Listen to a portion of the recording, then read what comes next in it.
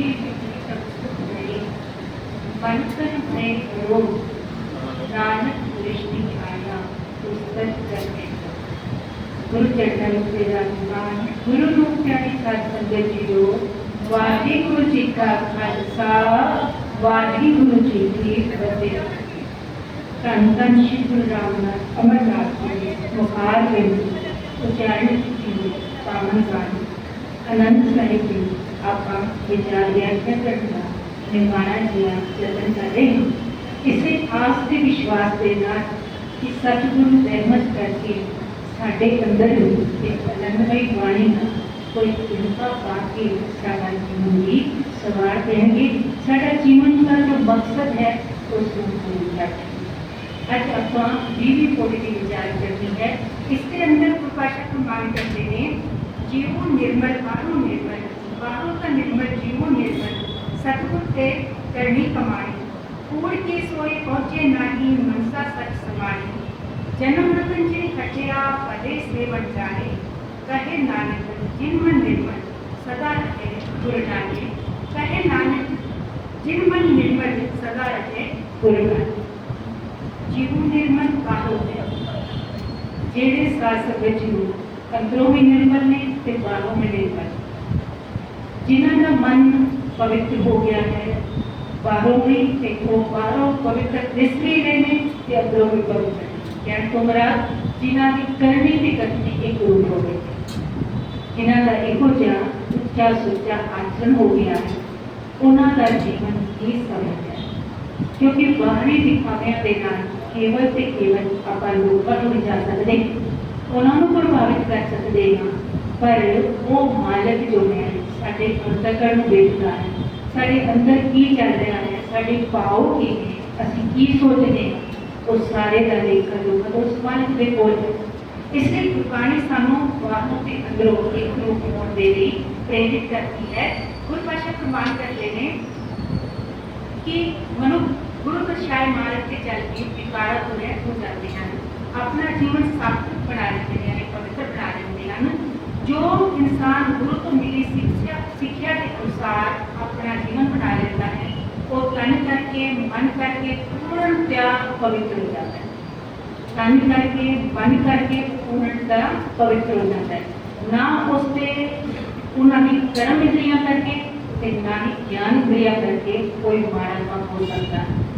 कर्म इंद्रिया करके शासन जी उसमें बाकी तौर पर देखा जा सकता है। ज्ञान इंद्रिया के नाल आपां कितने पाप कर बैठते हैं इसकी सोची सानू नहीं रहती जदों असीं केवल से केवल इस परम में रहते हैं कि कौन देखता है कौन जानता है। इसलिए सानू गुरु पातशाह समझाते हैं जिहड़ा बंदा गुरु के दर्शाए मार्ग से चलता है उसकी शिक्षा के अमल करता है पूर्ण वो तन करके मन करके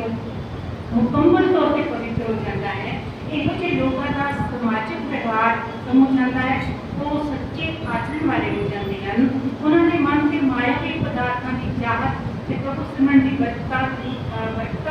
वो मिट जाती, यानी माया का प्रभाव उन्होंने दे रहना वो इस कदर उस गलतान नहीं होंगे कि समझियो किसी का कुछ भी बिगड़ गया होवे पर मैनू अपना ही लाभ चाहिए है, अपना ही फायदा चाहिए है। इहो जिहा बंदा दिखावे लिए तो खर्च कर सकता है पर अंदरों अजे पवित्र नहीं है। माया बेशक रचना उस मालिक की है पर उसको बचा के रखने वाला भी वो परिपूर्ण परमात्मा कहने ने माया भगवान ही है, भगवान की रचना है, मालिक की रचना पर शास्त्र जो उस दे विच रहते हुए मुकम्मल तौर पे उस तो उपराम रहना ये है असल विच माया, ये है असल विच जो गुरु दर्शाए मार्ग से चल।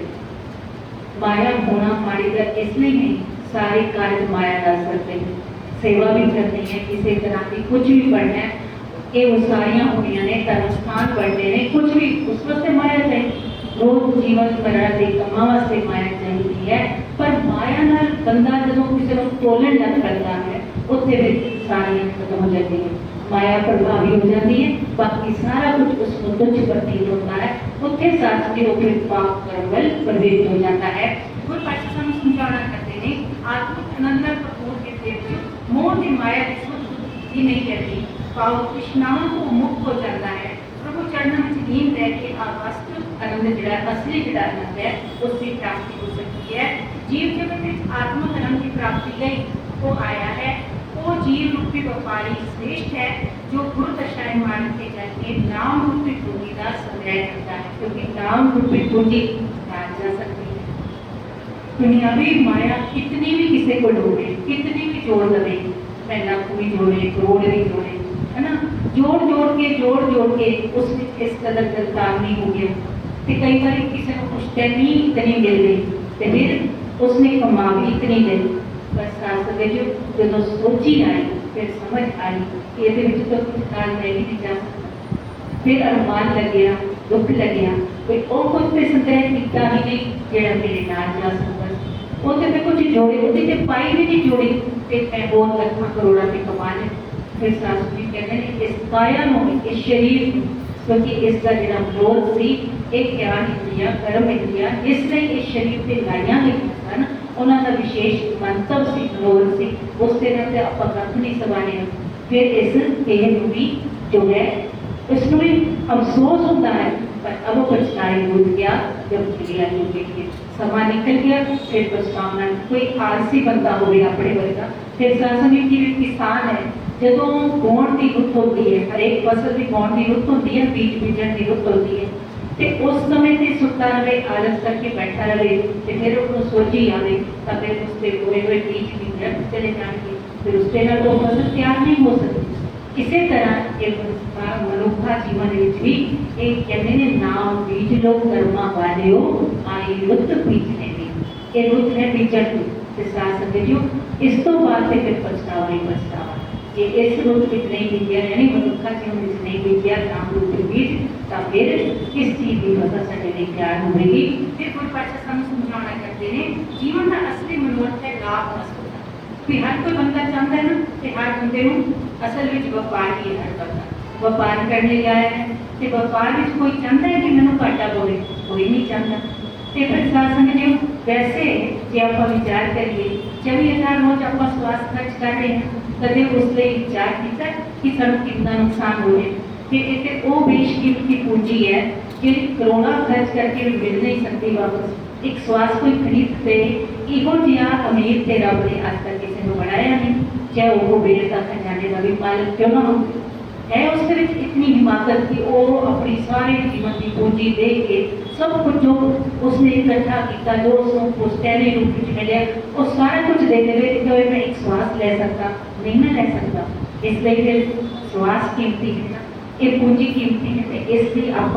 वैल्यू नहीं करते, इसकी कदर नहीं करते, इसकी आप कीमत नहीं जानते। गुरु पातशाह सानू समझाना करते हैं गुरबाणी राशि अनुसार प्रत्येक जीव जगत में व्यापारी है, पर व्यापार केड़ा करना है इसके कोई बिरला गुरु कृपा सबकी समझता है जानता। एक किसी बिरले को समझ आई है कि मैं व्यापार कर लाया, हाँ मैंने व्यापारी बनाया उस मालिक ने, जिਵੇਂ किसान समझ लो चाहे व्यापारी समझ लो।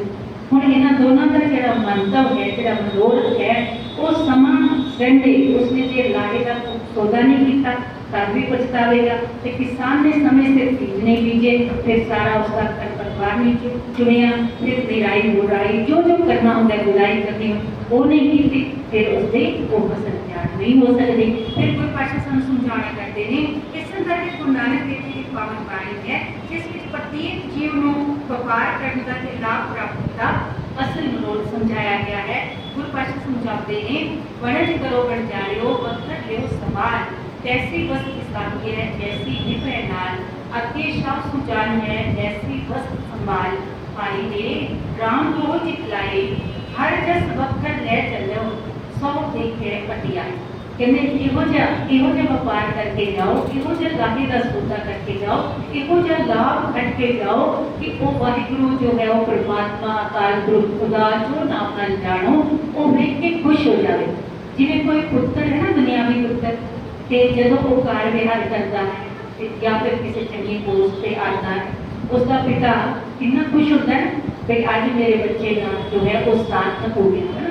इसी तरह वो पिता जिसने सानू बेशकीमती श्वासां की पूंजी दे के भेजा है, ते जिसने फिर हिसाब भी ते मंगना है,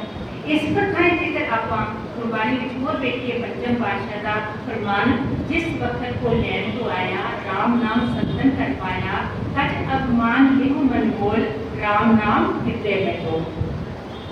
अभिमान तज के या त्याग के राम नाम हृदय विच जोड़ कि इस प्रकार आपां जे प्रमाणिक तौर पर गुरबाणी के ते गहरे अर्थ आपां नूं नहीं ना समझ आउंदे तां इस गल नूं समझ लईए कि गुरु नानक पातशाह दे पिता जी ने भी व्यापार करने लई भेजा सी ना गुरु नानक पातशाह नूं ते कहा सी ना कि खरा सौदा करके आए सच्चा सौदा करके आए यानी लाभ का सौदा करके आए ते की कीता सी गुरु पातशाह ने उन्हां पैसिਆਂ ਦੇ ਨਾਲ 20 रुपए उस समय ਦੇ बहुत वड्डी रकम मनी जाती थी ते उस दे नाल गुरु पातशाह ने की कीता सी आप सारे जानते हो खरे सौदे वाली साखी ते गुरु पातशाह ने उन्हां सादा ਜਿਹੜੇ ਨਾਮ ਤੇ ਜਪ ਰਹੇ ਸਨ ਪਰ ਕਈ ਦਿਨਾਂ ਤੋਂ ਭੁੱਖੇ ਸਨ। ਉਹਨਾਂ ਦੇ ਤਨ ਤੇ ਕੋਈ ਗਰਮ ਕੱਪੜਾ ਨਹੀਂ ਸੀ, ਸਿਆਲ ਦੀ ਰੁੱਤ ਸੀ, ਸਰਦੀ ਦੇ ਦਿਨ ਸਨ ਤੇ ਗੁਰੂ ਪਾਤਸ਼ਾਹ ਨੇ ਉਹਨਾਂ ਦੇ ਲਈ ਰਸਤ ਮੰਗਵਾ ਕੇ ਪਹਿਲੇ ਭੋਜਨ ਦੀ ਵਿਵਸਥਾ ਕੀਤੀ। ਉਹਨਾਂ ਦੇ ਲਈ ਗਰਮ ਵਸਤਰ ਮੰਗਾਏ, ਉਹ ਉਹਨਾਂ ਨੂੰ ਉੜਾਏ ਕੰਬਲ ਵਗੈਰਾ। ਫਿਰ ਸਾਥ ਸੰਗਤਿਓ ਇੱਕ ਗੱਲ ਜਿਹਦਾ ਜ਼ਿਕਰ ਨਹੀਂ ਕੀਤਾ ਜਾਂਦਾ ਉਹ ਇਹ ਕਿ ਫਿਰ ਜਿਹੜੀ ਮਾਇਆ ਉਸ ਵਿੱਚੋਂ ਬਚ ਗਈ 20 ਰੁਪਈਆਂ ਵਿੱਚੋਂ ਉਹ ਉਹਨਾਂ ਨੂੰ ਦੇ ਕੇ ਗਿਆ जाके कोई किरत करो ना आप किसी से बोझ बनो सगों बनज करके आप जिसनों किसी को देण जोगे बन जाओ। इसलिए शास्त्र जो ये सिक्ख्यावां गुरु पातशाह ने प्रैक्टिकल रूप में सानू करके दिखाइया ने। गुरु पातशाह ने किसानी ने की है, गुरु पातशाह की हलवी वाले किसी गुरु साहिब जी का जीवन देख लो कितनी मेहनत वाली कमाइयां कीतियां ने ते नाम जपया है ते उसकी बरकतां दे नाल की सारा कुछ बढ़िया है। ते गुरु नानक पातशाह दे जीवन दिन त्रिरत्न सिद्धांत कहते हैं वो तीन उपदेश के करो सब तो पहले मेहनत की कमाई फिर शास्त्र योग नाम जपो एक अकाल पुरख की आराधना ते फिर बण छको उस दे विचों वंड के छकना चाहे वो नाम की कमाई है चाहे और तरह की कमाई है उन्हां सारियां विचों वंड के छकण दी जिहड़ी हैसियत दित्ती है ते एक वो तन है जिहड़ा वंडण नाल होर वधदा होर बरकतां बढ़दियां ने। वाहिगुरू तरस करे कृपा करे ते साडे अंदर भी ये सोची आवे कि साडे जीवन और सफल हो सकन। जिस जो वाहिगुरू कृपा करके कोई तिनका नाम का साडे दिल दे घरां विच इस कदर रसा वसा देवे जिस करके के लोग सुखिए पर लोग सुहेलिए नानक प्रभु आपे मेरी व्यवस्था बन सके। बड़ा चित्ता की मां बख्शियो जी। वाहिगुरू जी का खालसा वाहिगुरू जी की फतेह।